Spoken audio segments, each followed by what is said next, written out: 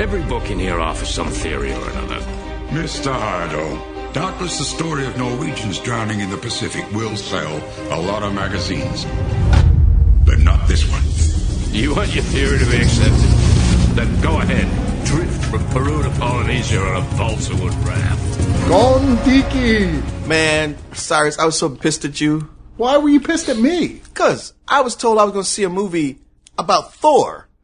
And I'm thinking, Thor, God of Thunder. Yeah. Not some Norwegian guy who wants to sail across the world. No, he is a god. He's the god of poor planning. I was about to say you're losing me on all kinds of levels here. Is it Kon-Tiki have something to do with Thor? Well, the main guy in this Thor Heyerdahl. Yeah. Heyerdahl. However, he's the scientist who's like, no, you don't understand. Ostensibly a scientist. He's been in Polynesia. He loves the Polynesian country, people, been studying for 10 years and says like, you know what? I've been talking to these people and I figured out that the Polynesians are actually descendants from Peruvians. Which was always thought that they came from what? China, I thought, is what they said? Yeah, with some Asian countries. Mexico or something. Yeah. Everybody's like, clearly the Polynesians are from Asia, my good man. The idea being, of course, like there's no way that they could have sailed that far on the primitive, they didn't have boats. At best, they had rafts. There's no way they made it from Peru to there. And it's also important to note that this was 1947 when this is happening. Exactly. And this, of course, is actually based on a true story, and more than not, it's true. There's obviously a lot of dramatization, but I wouldn't say a lot. Oh, well, I remember when I was a kid, I actually read this book, which turned into a gigantic bestseller. Yeah, I had the big picture book version with all the, coffee table with all the like big photos of everything, and going like, oh my god, this is fucking amazing that these people did this.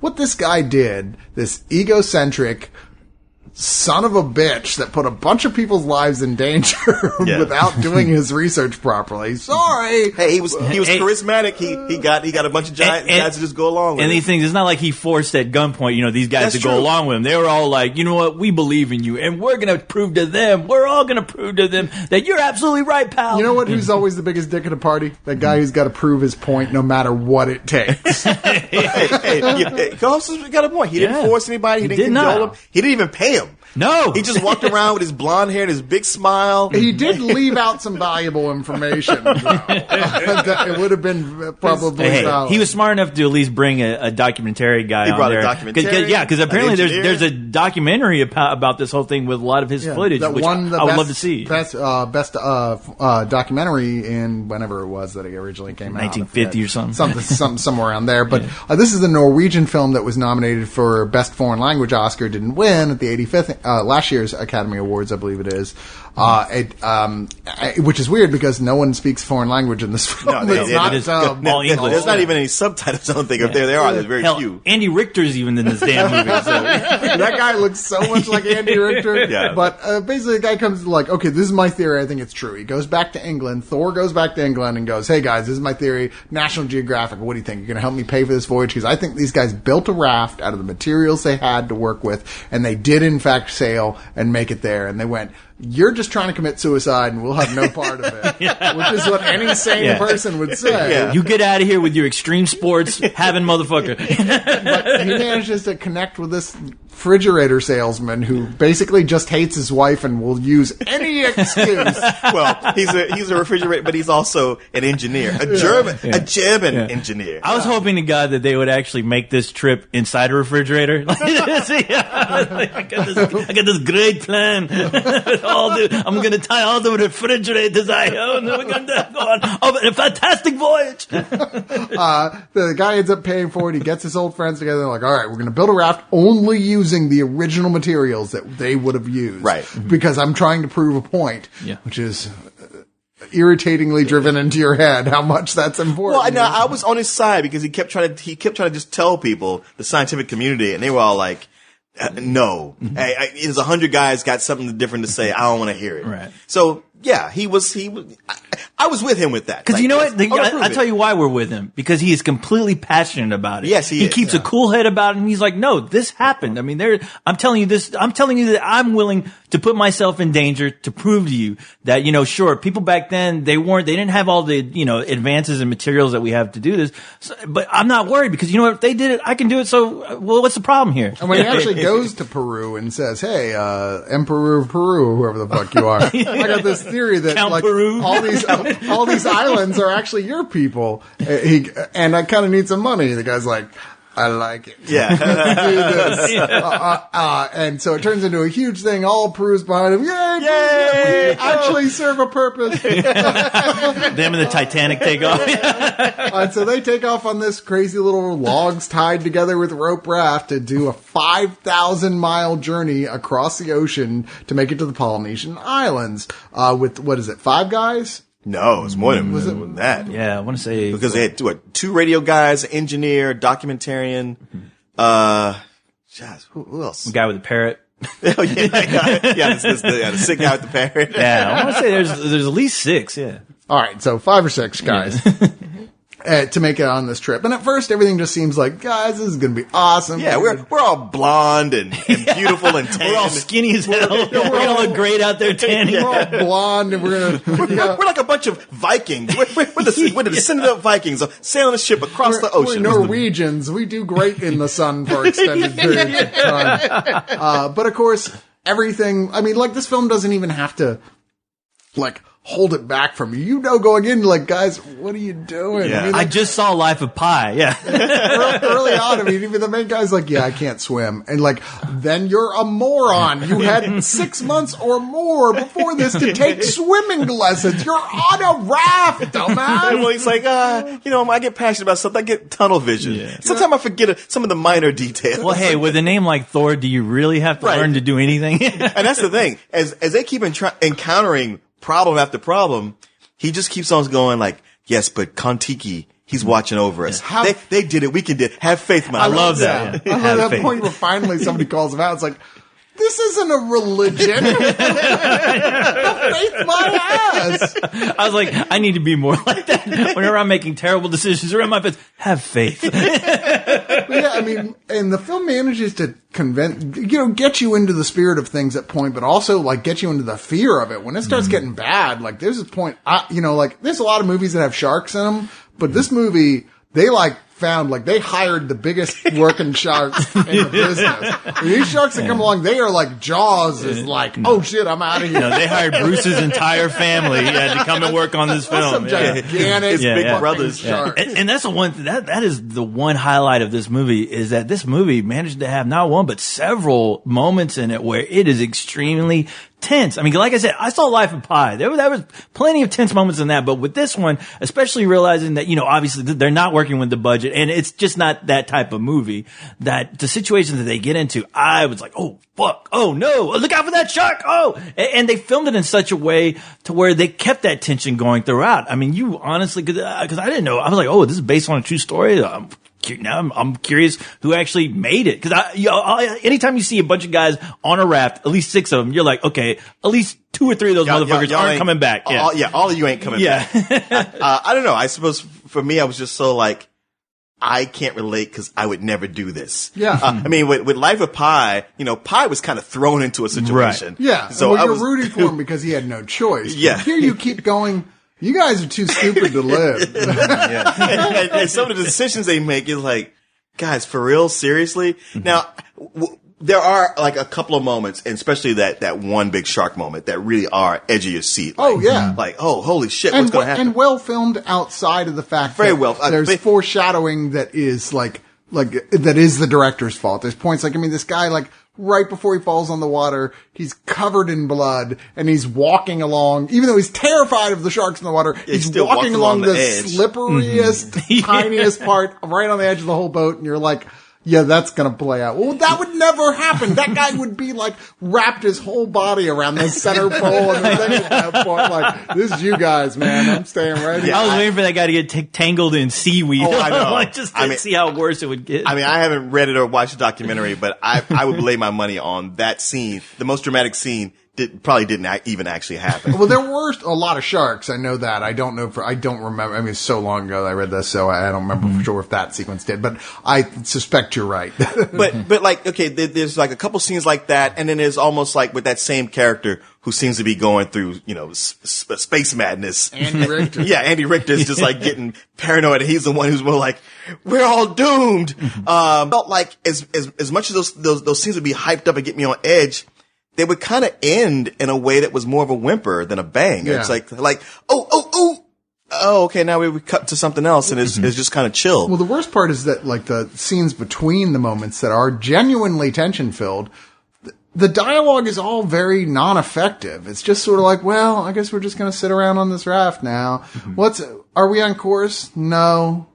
But, maybe we'll be back on course. Yeah. And there's like, they try to punch it up to try to be funny moments, but they're not really very funny. You're right. There were moments where, right when, you can tell everyone's been sick and tired of each other, especially after sometimes the timing of this movie, at least the periods of time that go by, you're kind of confused about, because this was supposed to be like 100 some odd day trip. Yeah. And you really wonder, okay, how long have these guys been on there besides the growth of their beards? Right. But there's moments where, you can tell these guys are starting to get at the end of the line with each other. Yeah. And I was hoping that there would be more just good moments with that, especially with these characters and some of these guys being like really close friends, like see some kind of, I don't know, just tension, people going crazy. I wanted a little bit more of that, and they really, they hinted at it, but they didn't give it to you like you would have imagined, like people having cabin fever in a way. Yeah. And I get that, like, okay, we don't want to overplay it and make it more than it was. Mm-hmm. But at the same time, you can't underplay it so much. Yeah. And I'm like, it's a movie. Yeah. You have to. Exactly. Otherwise, just show me the documentary and let's be done with it. It desperately needed punch up. It needed somebody to go in and say,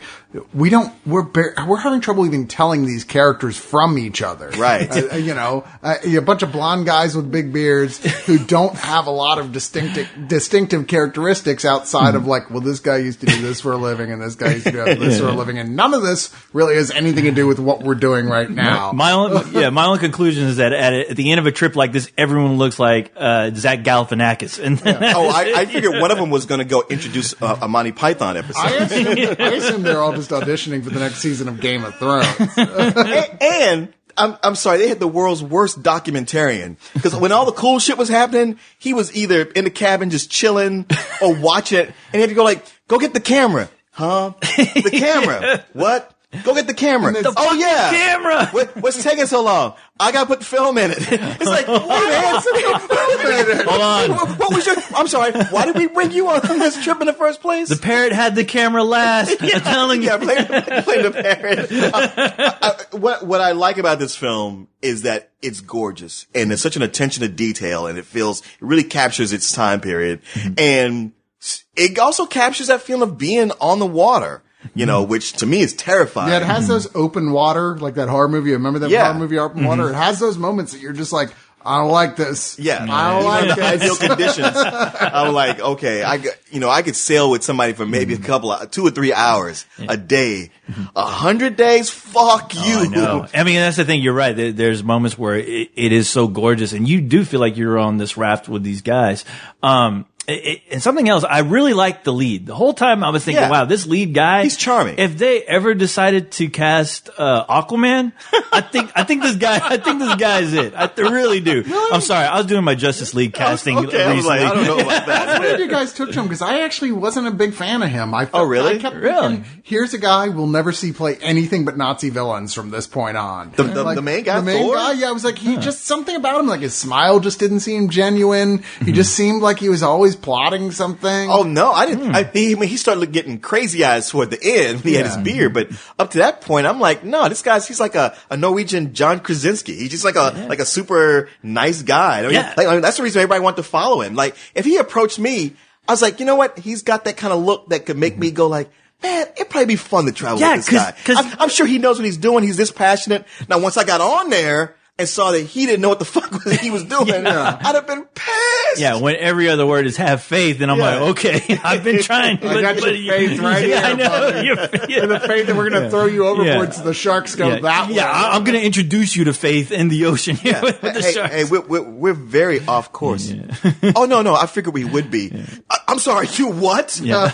Now, one thing the movie does do is like, which I thought was not cool, is that it teases you, goes like, look, we're off course, and if we keep this way, we're gonna hit this maelstrom. What's that? And they show you like the biggest whirlpool that has a giant octopus at the bottom of it. They don't even do that. Man, they play it up to the point to where even the guy who's talking about it, he's reading it from a book. He's like, oh, look, they even have a pretty picture to go with it. And you see this whirlwind like from hell. You're like, oh yeah, I can't wait till that part of the movie. It's not actually the deal, but to be fair, the Galapagos rocks do take out ships all the time. Sure, so but it's not safe but you know, Galapagos rocks, they're the same as showing me a whirlpool that has lightning coming out of the middle of it. You know, there's that kraken there. Yeah, exactly. The only conclusion I thought was like, oh, I guess they didn't have a budget for that. Right.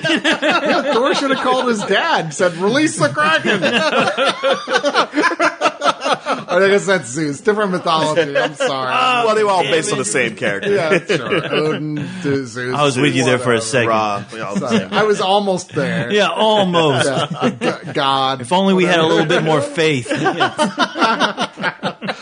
one thing I will say, this film, I mean, it's intermittent. Sometimes it really works. Yeah. And sometimes it's just pretty dull. But it not only does it have good tension moments, but it also has these moments of cinematography that are just stunning. Absolutely. Like, where you're like, wow, that was incredibly cool. There's this great moment where the camera lifts off from the raft and goes all the way out into space to show you where on the planet they are and how just there ain't nothing near them. They are in the middle of fucking nowhere. Like, I used to live in Virginia, and I thought that was the middle of nowhere. But no. Culturally. There was more culture on that raft. Not just like... Culture got lost in that part of the area. Not just the Petri dish kind. Now, that shot was so amazing, though. I was like...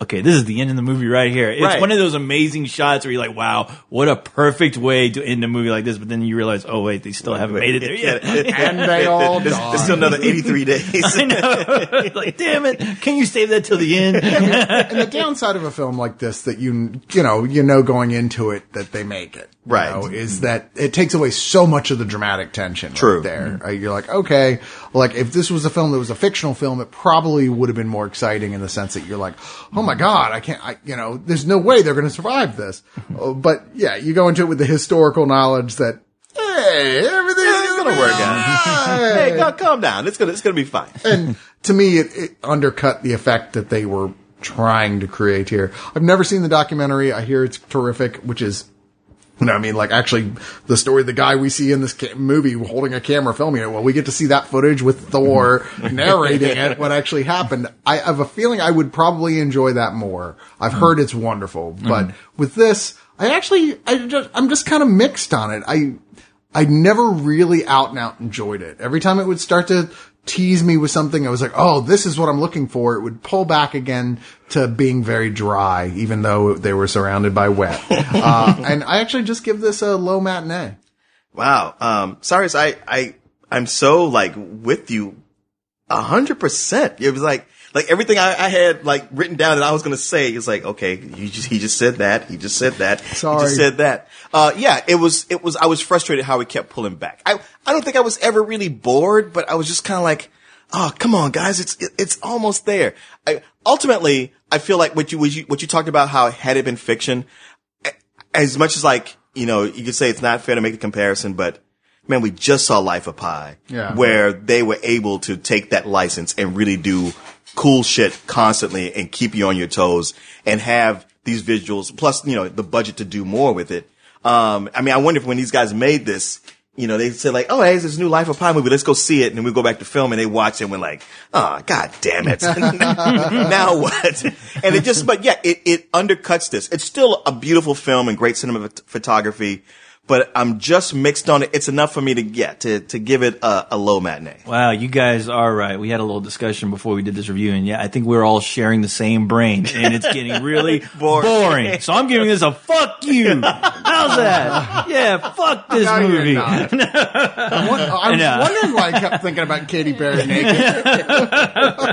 No, I mean, this movie has something I really like, and that's an interesting character, a character that's driven to to the point of, his passion is going to get himself killed. I'm crazy about characters like that. And the guy who was playing him, I thought he did such a great job he convinced me that, to go on this trip with him. And for a second, I thought you were talking about the parrot. Oh, the parrot too, yeah. The parrot's the best character. He is one of the parrot was an asshole. He was a great actor through and through, yeah. But, I found this guy's story to be really fascinating, and it made me, want to go check out this book that apparently he's written along with his documentary. I'm pretty much with you guys with everything you said. The moments that were tense, those did work for me. But there seems like, parts that should have been played up a little bit more dramatically and just something more going on with that crew, throughout this entire journey. Something to chew on, the movie didn't give me too much of that. So, besides it looking just completely gorgeous, all I can give it is a matinee. I love how there's there's one actual person who sailed anything on this whole thing, and yet he's not the captain. Thor is the captain, and anytime anything of any significance or danger happens, he goes and runs in on this raft into his little thing and gets his typewriter out. I was like, Captain's log. Just because that guy had some Captain Crunch before we went on this trip doesn't make him a captain.